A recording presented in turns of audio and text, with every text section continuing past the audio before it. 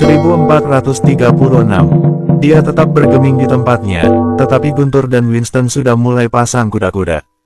Kelompok musuh yang terdiri dari 20 orang lebih mengerahkan berbagai karakteristik, dan mulai bergegas menuju kelompok Damar. "Serahkan semuanya padaku," Guntur berseru penuh semangat. Shoot! Selama percakapan, Winston telah menerjang keluar bagai embusan angin. Di kejauhan, pria tinggi besar yang membawa palu berjalan mendekati wanita bercadar dengan kegembiraan di wajahnya. Di belakangnya, karakteristik melonjak. Namun, dia tidak menggubrisnya. Jumlah anak buahnya lebih banyak, dan kelompok Damar hanya berada di level Eternal Undying Flame. Jadi, dia percaya kelompoknya akan menang dengan mudah. Pria parubaya yang kekar itu juga tidak melakukan apa-apa. Wajahnya berseri-seri. Kali ini, kinerja paling baik. Nanti ketika pembagian keuntungan, dia juga akan mendapatkan bagian paling besar. Memikirkannya saja sudah membuatnya gembira. Namun setelah beberapa saat, senyum di wajahnya membeku karena dia melihat kawanannya jatuh terkapar satu persatu. Apalagi, hanya 2 orang dari kelompok lawan yang bergerak. Baik Guntur maupun Winston, mereka menunjukkan kekuatan Eternal Undying Flame. Akan tetapi, bahkan seorang Immortal Undying Flame pun akan kesulitan membunuh Eternal Undying Flame dalam satu gerakan. Namun, itulah yang sedang dilakukan Guntur dan Winston. Lebih dari 20 orang itu terus berjatuhan. Beberapa orang begitu ketakutan sampai mengencingi celana mereka, dan menjerit. Bang! Pria tinggi besar itu melemparkan palunya ke samping. Dia menjilat bibirnya, dan mengulurkan tangan untuk menyentuh wanita itu. Namun tiba-tiba, sesosok tubuh melintas melewatinya dan menabrak keras bukit di sampingnya. Bukit yang ditabrak oleh sosok itu runtuh seketika. Pria tinggi besar itu melihat lebih dekat. Dia menemukan ternyata sosok itu adalah pria parubaya yang membawa kelompok Damar kemari. Ada lubang besar di dadanya, dan darah mengalir deras. Pria dengan palu itu tertegun, dan terpaku di tempat. Bos! Bos! Pria parubaya itu mengangkat jarinya, menunjuk ke kejauhan, dan ingin mengatakan sesuatu. Nahas, sebelum dia dapat mengatakan sepatah kata pun, tangannya merosot ke bawah, dan napasnya berhenti. Kepala kelompok itu merasakan ada yang salah. Dia berbalik dengan kaku. Seketika, pupil matanya menyusut. Di tanah di depannya, lebih dari 20 mayat tergeletak, dan mereka benar-benar sudah tidak bernapas lagi. 6 domba besar yang gemuk itu tengah berdiri tidak jauh darinya. Tak ada setetes keringat pun di wajah mereka, dan setiap sudut pakaian mereka masih tetap utuh, seolah-olah orang yang baru saja beraksi bukan mereka. Jika tombak di tangan Guntur dan cakar baja di tangan Winston tidak meneteskan darah, dia pasti tidak akan menduga kelompok Damar adalah orang yang telah menghabisi semua anak buahnya. Skakmat, benar-benar skakmat. Semuanya berlangsung dalam waktu yang amat singkat. Rasanya hanya dalam waktu 1 menit. Pria itu bertanya kepada dirinya sendiri dan menyadari bahwa bahkan dia sendiri pun tidak akan mampu melakukannya. Dia sadar bahwa dirinya bukan lawan kelompok Damar. Dia menelan ludah dengan tubuh gemetaran. Kalian! Dia membuka mulutnya dan merasa tenggorokannya kering. Dia ingin mengatakan sesuatu, tetapi tidak sepatah kata pun terucap. Ayo, bilang, kamu ingin mati dengan cara seperti apa? Guntur bertanya dengan seringai di wajahnya dan tombak panjang di tangannya. Kalian tidak boleh membunuhku. Aku berada di bawah naungan Tuan Hammer. Tuan Hammer punya catatan tentangku. Kalian pasti tidak tahu, nomorku terikat dengan hidupku. Jika nomorku tidak dapat merasakan aku masih hidup, itu akan langsung terdeteksi oleh Tuan Hammer. Aku adalah Immortal Undying Flame, jenderal kepercayaan Raja Hammer. Jika aku mati, mereka pasti akan menyelidikinya. Pria itu berkata seraya menggertakkan gigi. Damar mengernyit. Ternyata, pelat nomor mereka punya fungsi seperti itu. Ini juga berarti rencana mereka merebut pelat nomor orang lain tidak berguna. Jika ingin menyusup ke Big Jade, maka mereka harus mencari cara lain. Damar menatap pria besar berotot di depannya, terkekeh, dan berkata, Hammer. Aku sudah tidak sabar menunggunya datang mencariku. Selama obrolan berlangsung, aura membunuh sudah terpancar di mata Talia bagaikan api yang membara. Ci pedang miliknya pun tiba-tiba meningkat tajam dan dalam sekejap dia menebas leher orang itu. Dengan kekuatan yang dimiliki Talia saat ini, tentu saja mampu menghabisi ahli bela diri tingkat Immortal Undying Flame hanya dalam beberapa detik saja. Setelah berhasil menyingkirkan orang itu, Damar mengerutkan keningnya sambil menatap wanita yang saat ini sedang gemetar ketakutan itu. Ada sedikit keraguan di dalam tatapan wanita itu. Tidak ada orang baik di area tak berpenghuni ini. Banyak masalah yang telah menimpa Eternal Planet, ditambah lagi mereka yang baru saja tiba di planet Skyred sudah dihadapkan dengan berbagai rintangan. Hal ini tentu saja membuat Damar tidak bisa mempercayai wanita itu sepenuhnya. Dia sendiri merupakan makhluk asing, begitu juga dengan sekelompok makhluk asing sebelumnya. Karena kekuatan dahsyat yang mereka miliki, mereka pun ditaksir dan direkrut. Level tahap penyelesaian teknik pedang bisa dibilang merupakan kekuatan tempur yang luar biasa di dunia ini. 10 kerajaan pun berlomba-lomba untuk bisa mendapatkan dan merekrut ahli bela diri dengan level seperti itu. Sayangnya, tentu saja, cara mereka mendapatkannya adalah dengan perbudakan. Kedatangan Damar ke dunia ini hanya ingin menumpas kutukan yang ada di punggungnya dan kembali dengan utuh dan selamat. Namun, itu bukanlah yang terpenting untuknya. Prioritas utamanya datang ke dunia ini justru untuk membinasakan Hammer. Si bajingan tengik itu telah mengetahui titik koordinat bumi. Dengan membuat pria itu tewas, titik koordinat bumi pun akan kembali menjadi rahasia. Mati sekalipun, tidak akan masalah bagi Damar.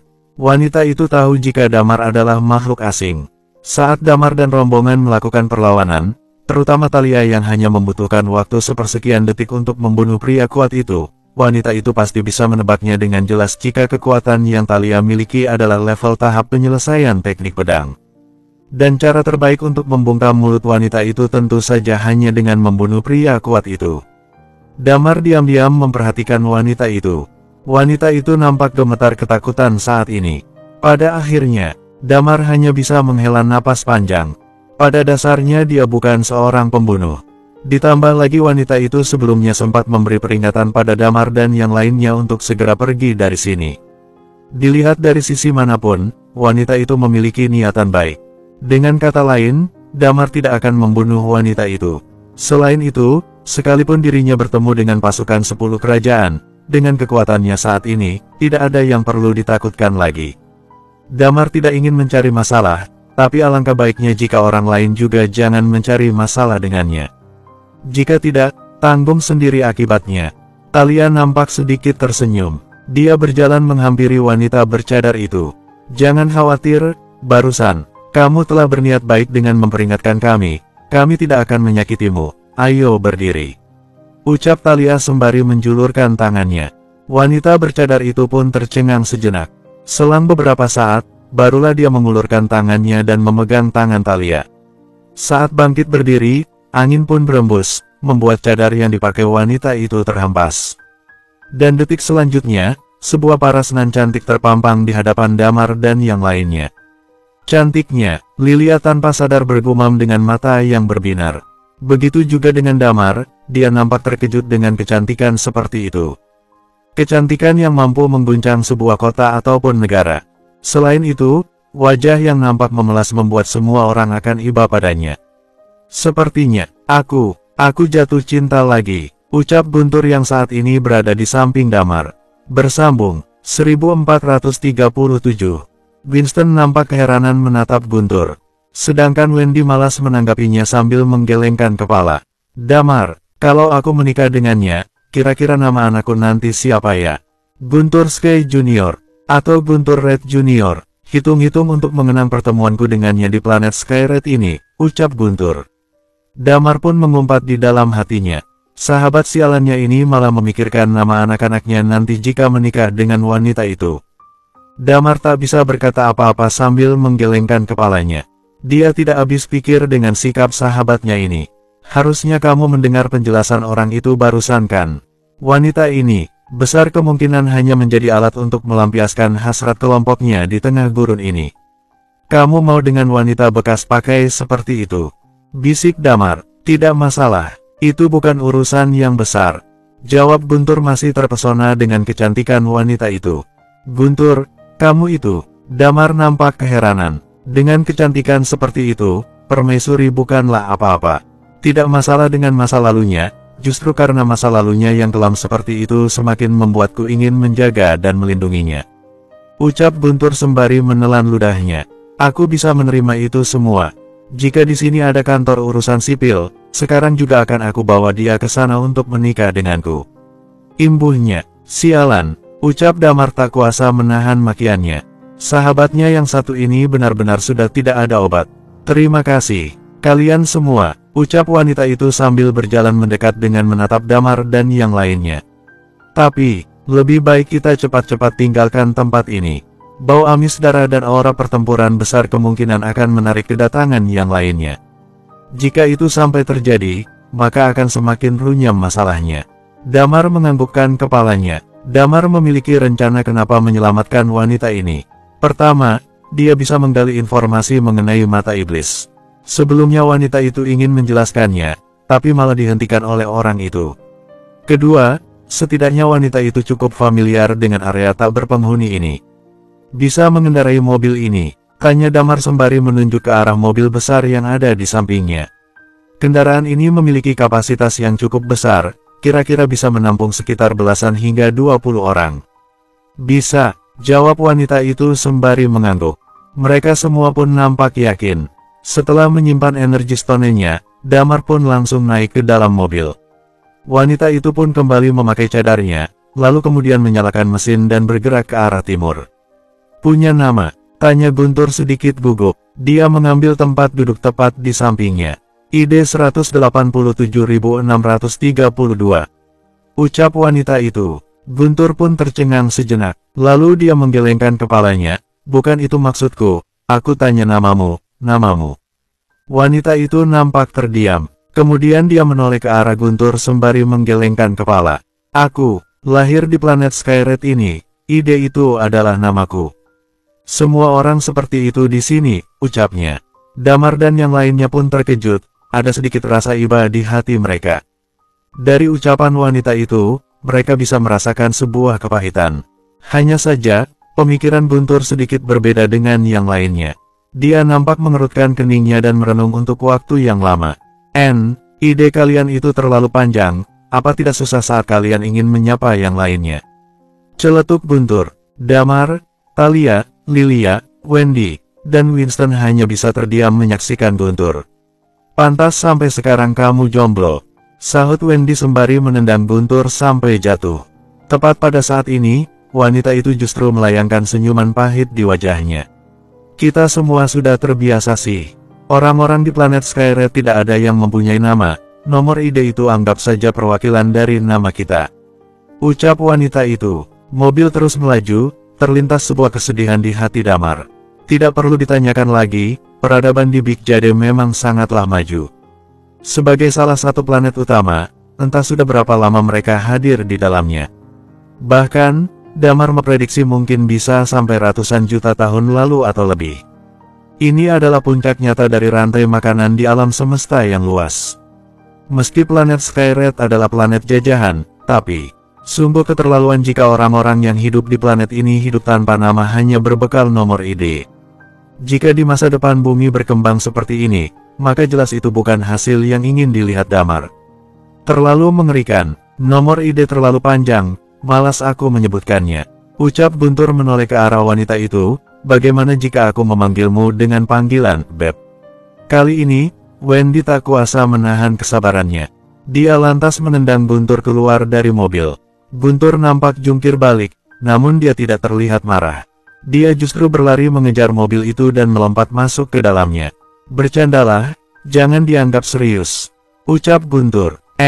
Itu, apa kalian semua anak buah Hammer? Imbu Guntur pada wanita itu.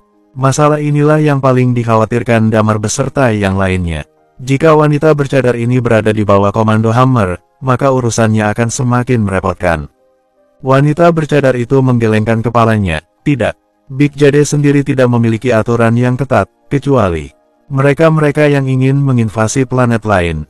Saat itu terjadi, mereka pasti akan membuka rekrutmen dan banyak orang-orang yang ahli bela diri bergabung dan berkumpul bersama mereka.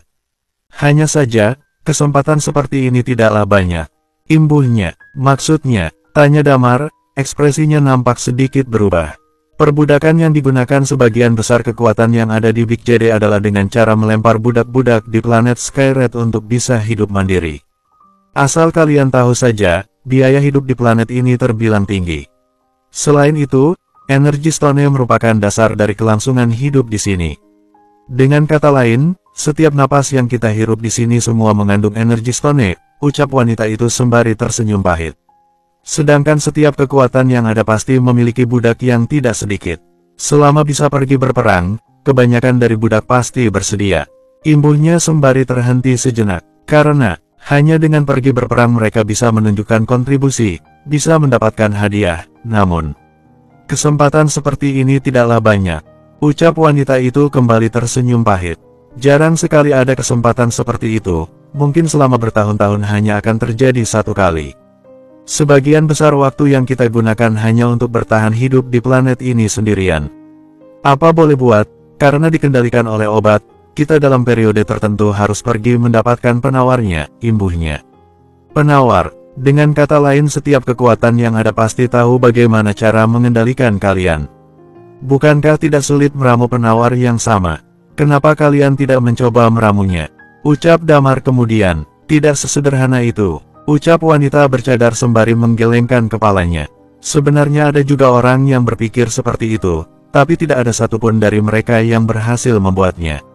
Selain itu, sebagian besar orang sudah terbiasa dan menikmati kehidupan yang ada di planet ini. Meski Big Jade memperbudak kami di sini, tapi mereka tidak akan begitu peduli. Dengan memiliki kekuatan, maka budak-budak di sini bisa hidup lebih baik. Mereka bisa membentuk sebuah organisasi dan menyuruh para anggotanya untuk menjarah barang berharga. Selama laporan diserahkan pada pimpinan masing-masing, mulai dari mengajukan waktu dan permohonan, maka begitu lolos mereka semua bisa pergi keluar untuk menjarah sumber daya. Namun, tentu saja, semua sumber daya yang dijarah sebagian besar harus diserahkan pada pimpinan, ucap wanita itu. Mendengar penjelasan yang diberikan wanita itu, Damar perlahan bisa memahaminya. Orang-orang Big Jade merupakan kumpulan orang-orang terbaik. Tapi, perbudakan yang mereka gunakan adalah perbudakan dengan sistem obat-obatan. Kemudian, mereka mengembangkan planet Skyred untuk ditempati para budak sehingga para budak mampu terbiasa dengan kehidupan di planet Skyred ini. Yang terkuat pasti akan memiliki kedudukan tinggi dan dapat memperbudak budak yang lain sesukanya. Dengan cara ini, mereka akan bersaing satu sama lain di lingkungan yang keras semacam ini. Bagaimanapun caranya, mereka harus bertambah kuat untuk bisa bertahan hidup. Bersambung, 1438. Tentu saja, di mata orang-orang Big Jade, mereka hanyalah seonggok daging. Dimana jika mereka pergi berperang dan berhasil menjarah sumber daya, maka yang terkuat akan terpilih menjadi pasukan utama orang-orang Big Jade. Namun, karena di bawah tekanan kekuatan luar biasa Big Jade, para budak hanya bisa patuh dan tunduk.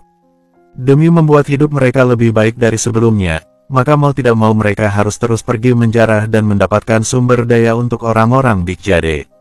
Sebagai contoh adalah pemburu. Sebenarnya, sebagian besar mereka terdiri dari para budak. Dan ketika mereka berhadapan dengan seseorang yang tidak bisa mereka lawan, maka mereka akan melapor sehingga orang yang lebih kuat dari sebelumnya akan keluar menggantikan mereka. Damar memikirkan semua ini dan tiba-tiba terpikirkan sebuah kata. Involusi. Jika memilih tidak bertarung, maka hanya akan diasingkan dan bahkan bisa sampai terbunuh karena itu. Untuk mendapatkan hidup yang lebih baik, jalan satu-satunya adalah terus berlatih dan bertambah kuat, sehingga mampu menjadi pasukan utama Big Jade. Pada titik ini, Damar memiliki pemahaman tentang kondisi antara Big Jade dan planet Skyred.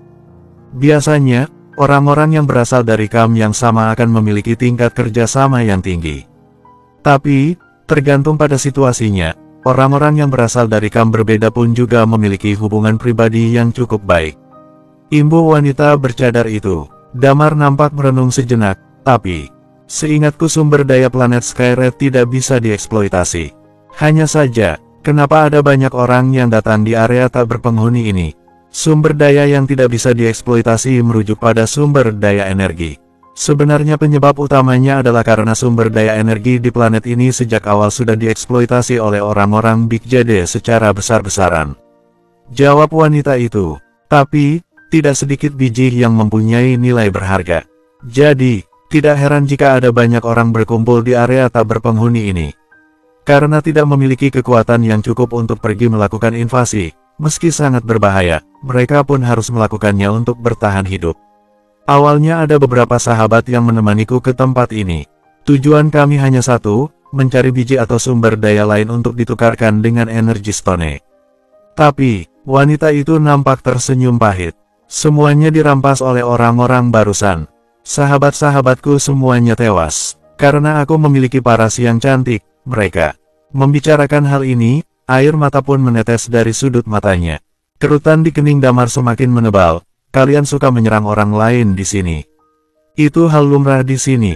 Wanita itu tidak menyangkalnya. Karena keuntungan yang didapat dari invasi cukup banyak. Selain itu, sumber daya planet lain sangatlah melimpah. Terutama planet yang belum pernah ditemukan sebelumnya. Begitu invasi dilakukan, hasil jarahan yang didapat cukup melimpah. Selain itu, tidak ada ahli bela diri hebat di sana, jadi tingkat bahaya 0%. Hanya sekali invasi dilakukan, maka cukup untuk kami hidup di planet Skyred untuk waktu yang lama, imbuhnya. Setelah mendengar penjelasan wanita itu, Damar terlihat sangat panik.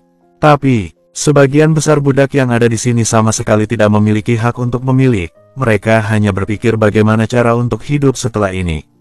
Namun, demi keberlangsungan hidup mereka banyak mengorbankan nyawa orang-orang yang tidak berdosa. Tentu saja, tersangka utama dari masalah ini adalah Big Jade. Damar bukanlah seseorang yang memiliki cinta yang besar, namun, apa yang dilakukannya ini berasal dari niat ingin melindungi bumi. Dia tidak berharap bumi menjadi seperti ini di masa depan. Damar tak mengatakan sepatah kata pun, dia hanya nampak duduk sembari merenungkan sesuatu. Suasana hati Talia dan yang lainnya tidak begitu bagus. Untuk sementara waktu, suasana dalam mobil terjebak dalam kesunyian. Tepat pada saat ini, Guntur nampak tertawa. Aku masih mikir nih, kira-kira kasih nama kamu siapa ya? Atau, gimana kalau kamu aku panggil Jenny? Tidak, aku tidak mau itu. Wanita itu buru-buru menolaknya. Nama, hanya pantas dimiliki oleh petinggi-petinggi Big Jade. Kalian juga harus camkan hal ini, jika sampai diketahui orang-orang di sini, maka akan semakin runyam masalahnya. Kecuali jika para petinggi memberi nama pada kita, tapi hal itu sangat jarang terjadi. Hanya budak kepercayaan yang bisa mendapatkan nama. Ucap wanita itu. Damar dan yang lainnya sedikit tercengang. Ideologi semacam itu sudah menembus hati wanita itu, jadi Damar dan yang lainnya tidak bisa memaksanya lagi.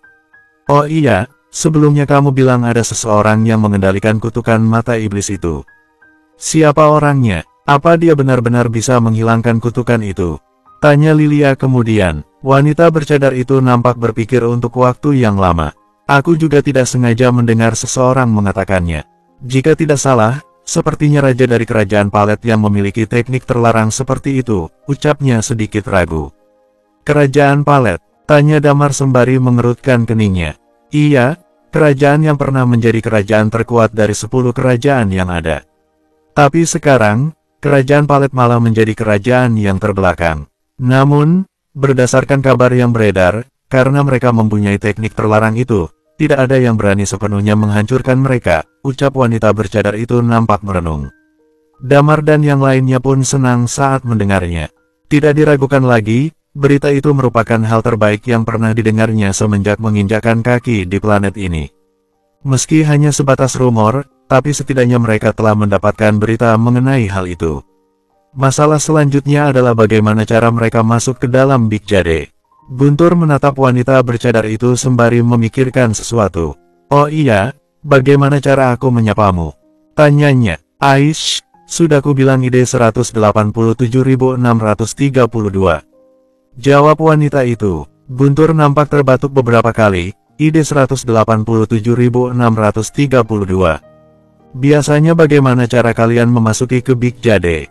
Memasuki Big Jade, sahut wanita bercadar itu sedikit terkejut. Entahlah, dari awal aku tidak pernah berpikir akan pergi ke tempat itu. Satu-satunya cara yang aku tahu adalah orang-orang Big Jade langsung membawa kalian ke sana.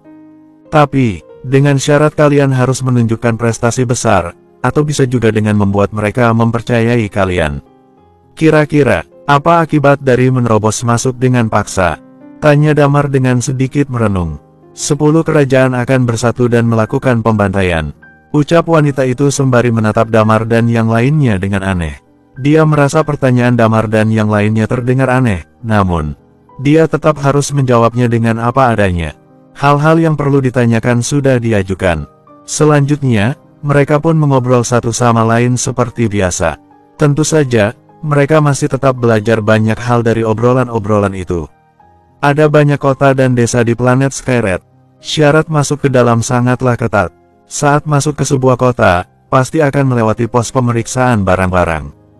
Hal ini bertujuan untuk memastikan jika seseorang yang akan memasuki kota memiliki energi stone yang cukup.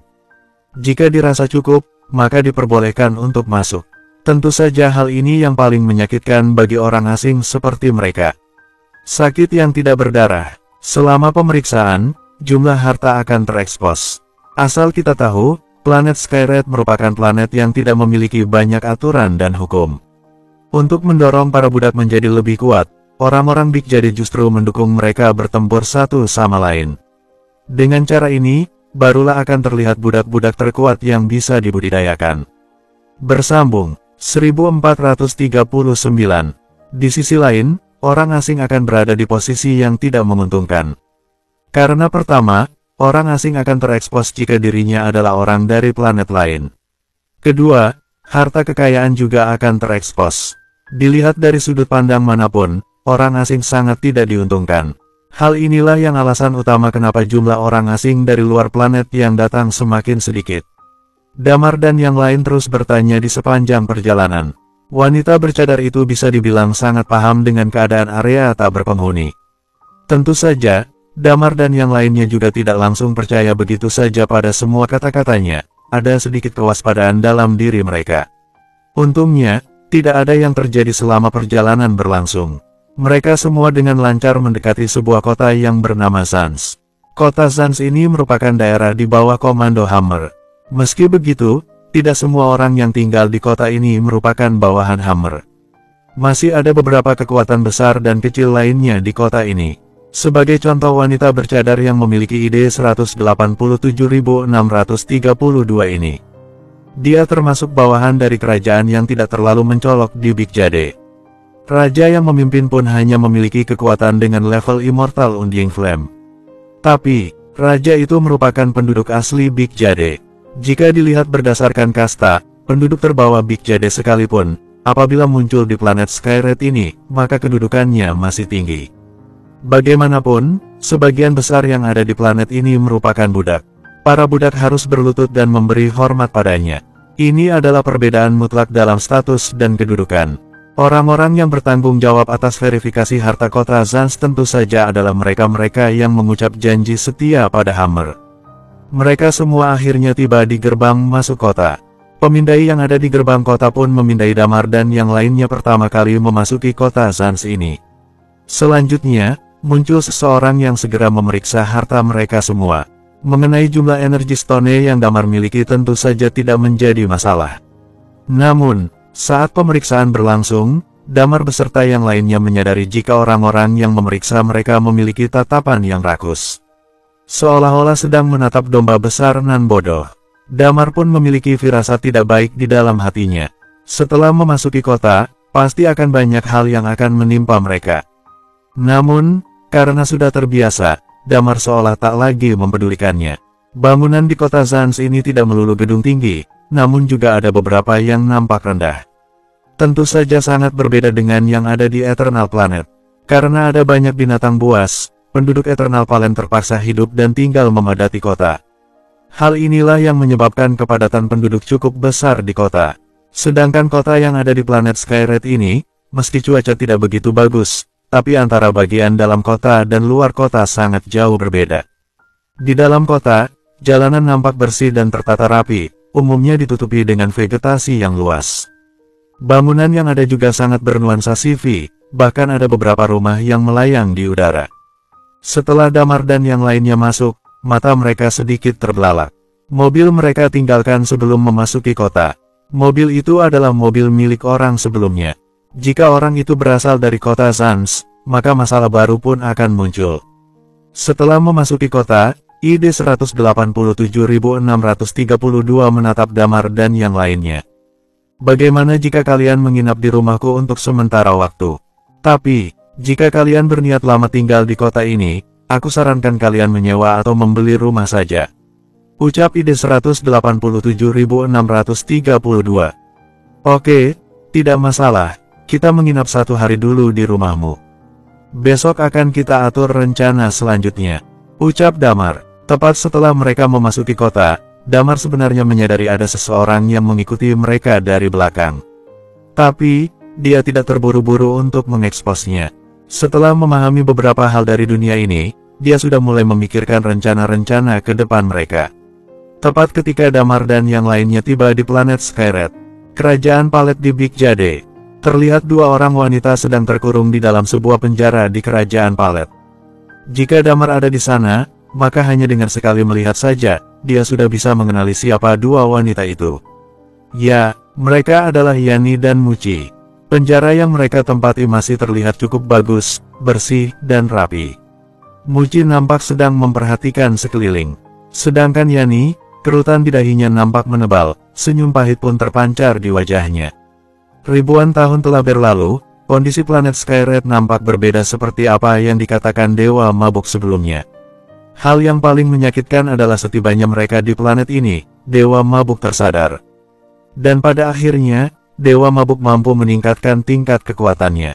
Meningkatnya level kekuatan Dewa Mabuk mengakibatkan hal yang tak terduga sehingga menarik perhatian banyak orang.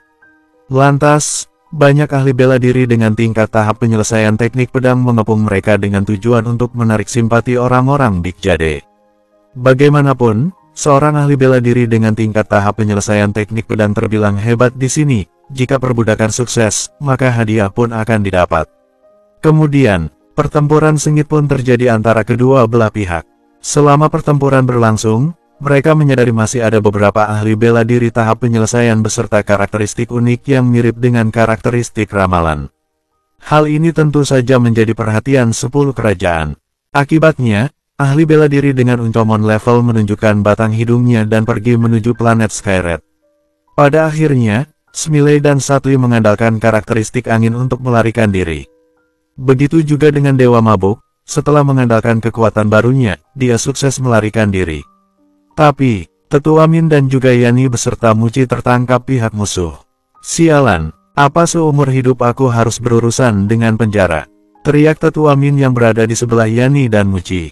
Dia telah menjadi penjaga gerbang di Kutub Utara selama ribuan tahun.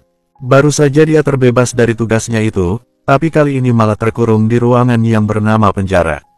Tak. Tepat pada saat ini, terdengar derap langkah kaki dari arah luar. Plak, 2 obat nampak dilempar ke dalam penjara. Selang beberapa saat, terdengar suara dingin seseorang, suntik obat itu ke tubuh kalian atau bisa juga dengan meminumnya. Jika tidak, kubunuh kalian semua. Kring, tepat pada saat ini, Yani tiba-tiba melempar sebuah koin ke arah depan dan jatuh di permukaan lantai dengan gambar utama menghadap ke atas.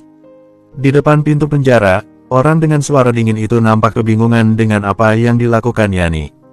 Kamu sedang menggunakan kekuatan karakteristikmu itu? Tanya orang itu sedikit bersemangat. Yani tak mengatakan sepatah kata pun, dia hanya berjalan beberapa langkah ke depan. Selang beberapa saat, dia berjongkok guna memungut koin yang ada di lantai. Setelah menggunakan obat ini, apa kami bisa mendapatkan penawarnya? Gumam Yani pada diri sendiri. Kemudian, dia lagi-lagi melemparkan koinnya ke atas. Dan lagi-lagi, gambar utama menghadap ke atas. Sebenarnya apa yang sedang kamu katakan?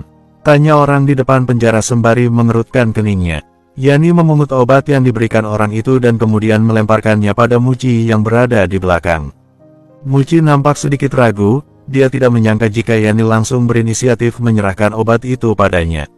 Yani mengangkat kepalanya dan menatap orang itu seraya berkata, ditambah dengan yang kamu lihat barusan, total. Aku sudah meramal sebanyak 3 kali. Ramalan pertama, jika kita tidak diperbudak, maka besar kemungkinan kita akan mati. Ramalan kedua, meminum obat ini, apa nanti akan ada penawarnya? Dan jawabannya pasti ada. Bersambung, 1440. Kalian bisa membuat penawarnya, ucap orang itu terlihat meremehkan. Yani tidak menjawab pertanyaan orang itu, dia hanya tersenyum dan sembari mengambil obat itu untuk diminum. Lantas, apa ramalanmu yang ketiga? Tanya orang itu dengan dingin. Kamu ingin mendengarnya? Tanya Yani dengan menyipitkan matanya. Kamu tidak punya pilihan, ucap orang itu nampak tenang. Yani tersenyum lalu menganggukkan kepala. Ramalanku yang ketiga adalah, setelah kalian memperbudak kita, kerajaan kalian akan menghadapi bencana dan yang selamat hanya bisa dihitung menggunakan jari, ucap Yani. Hah, maksudmu, karena kerajaanku memperbudak ahli bela diri dengan karakteristik unik sepertimu akan menyebabkan beberapa kerajaan harus waspada dan merasa terancam. Kemudian, mereka semua bersatu untuk menyerang kerajaanku ini. Tanya orang itu dengan mengerutkan keningnya. Yani menggelengkan kepalanya tanpa menjawab dengan kata-kata. Tak jauh dari mereka, nampak Tetua Min tersenyum licik. Apa kalian tidak berpikir kenapa Hammer hanya seorang diri kembali ke Big Jade? Tanya Tetua Min. Dalam sekejap, suasana di penjara mendadak hening. Tepat pada saat ini, Yani mengangkat tangannya yang sedang menggenggam obat itu dan bersiap untuk meminumnya. Tunggu sebentar, seru orang itu tiba-tiba menghentikan Yani. Kenapa? Yani nampak tersenyum. Orang itu mengambil kembali semua obat yang telah diberikan. Setelah merenung beberapa saat, barulah dia membuka suaranya. Kalian bertiga, keluar, ikut denganku. Tentu saja Damar tidak tahu dengan apa yang terjadi di kerajaan tersebut. Setibanya di kota Zanz, mereka langsung pergi menuju rumah wanita bercadar itu. Saat ini, mereka berdiri di depan sebuah bangunan yang mirip dengan monumen. Tampaknya, tulisan yang ada di atas monumen itu telah menarik perhatian Damar dan yang lainnya. Hanya ada satu baris kalimat yang tertulis di atas monumen itu. Seseorang yang pernah hadir di tempat ini.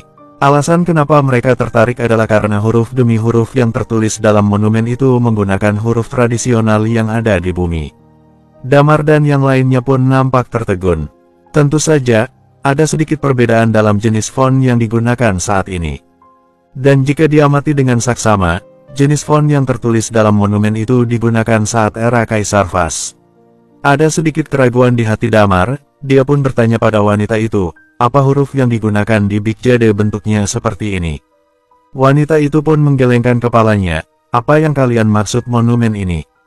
Monumen ini sebenarnya peninggalan dari orang luar. Peninggalan orang luar. Raut wajah Damar pun seketika berubah. Apa orang-orang Big Jade memperbolehkannya? Saat itu, dia benar-benar mempermalukan orang-orang Big Jade, jawab wanita itu. Orang-orang Big Jade, dipermalukan. Bagaimana ceritanya? Tanya Damar sangat penasaran. Wanita itu pun nampak memastikan keadaan sekeliling.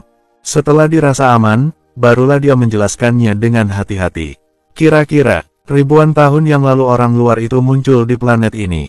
Berdasarkan rumor yang beredar, dia memiliki teknik pedang satu tangan yang tiada tanding dan menyebut diri sendiri sebagai Blade Berserker. Saat itu, dia muncul bersamaan dengan Raja Daryl dari Kerajaan Palet. Begitu dia muncul, tingkat kekuatannya berada di uncommon level, ucapnya. Mendengar kata Blade Berserker, hati Damar tiba-tiba bergejolak. Dia teringat sebuah catatan peringatan yang ditulis oleh seseorang saat berada di bumi. Dan orang itu menyebut dirinya dengan Blade Berserker.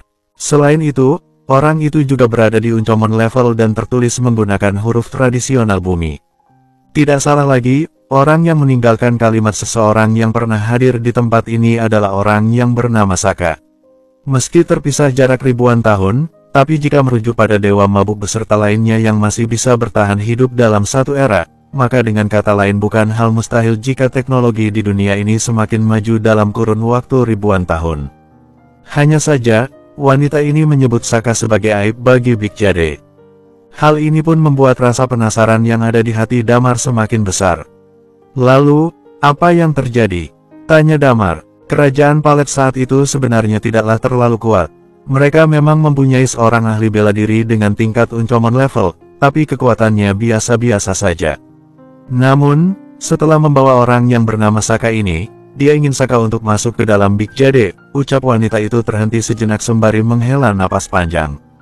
Tapi, para petinggi Big Jade saat itu beserta kekuatan yang lain tidak ada yang setuju. Mereka beranggapan jika seseorang yang berasal dari luar, meski memiliki kekuatan uncommon level, tetap saja lebih pantas untuk dijadikan budak. Tapi Raja Daryl memilih untuk memegang teguh keinginannya. Pertempuran sengit kedua belah pihak pun terjadi, ucap wanita itu nampak kagum. Kerajaan Palet saat itu diserang secara membabi buta dan hampir lenyap. Bahkan, besar kemungkinan mereka akan keluar dari daftar 10 kerajaan terkuat yang ada. Namun, tepat pada saat ini, orang yang menyebut dirinya sebagai Blade Berserker ini muncul. Teknik pedangnya membuat beberapa ahli bela diri dengan Uncomon level kabur, bahkan sampai ada 2 di antara mereka yang tewas, gumam wanita itu. Saat itu, 7 dewa masih belum ada, jadi begitu perang berakhir, dia menjadi orang yang tak terkalahkan. Dan kemudian, kerajaan Palet mulai melakukan serangan balik. Di bawah pimpinan Daryl dan Blade Berserker, serangan balik yang mereka lancarkan mampu memaksa 9 kerajaan lain menandatangani kesepakatan yang menguntungkan mereka berdua. Dan begitulah, pada akhirnya kerajaan Palet mampu menjadi kerajaan terkuat dari 10 kerajaan yang ada. Mendengar penjelasan wanita itu, Damar dan yang lainnya seolah-olah merasa jiwa mereka bergetar. Mereka tahu jika Blade Berserker ini 100% merupakan leluhur mereka dari bumi. Dia menyebut dirinya sendiri dengan sebutan Blade Berserker dan meninggalkan bekas mendalam yang melegenda di galaksi terkuat ini. Guntur nampak termenung beberapa saat. Tapi, seingatku kamu tadi menyebut kerajaan Palet menjadi kerajaan terbelakang saat ini, apa mungkin itu karena? Guntur mencoba untuk menerka-nerka. Damar pun semakin larut dalam pemikirannya. Blade Berserker meninggalkan banyak legenda di Big Jade. Tapi setelah kebangkitan kerajaan Palet selama beberapa waktu, mereka yang telah menguasai banyak sumber daya, perlahan mulai melepaskan banyak hal, ucap ID 187.632 sembari menghela napas panjang. Kemudian, sejak saat itu kerajaan Palet semakin mengalami kemunduran. Dan seseorang pun menyadari jika Daryl dan Blade Berserker menghilang tanpa sebab. Beberapa orang mengatakan jika Blade Berserker pada akhirnya melakukan sebuah kejahatan dan dihukum oleh Tuhan. Tapi, juga ada yang mengatakan jika mereka sekarat. Wanita itu pun menggelengkan kepalanya dan berkata, ada banyak legenda memang, tapi semenjak saat itu, baik Blade Berserker ataupun Daryl tidak pernah muncul lagi. Mendengar sampai sini, hati Damar pun mulai tergerak.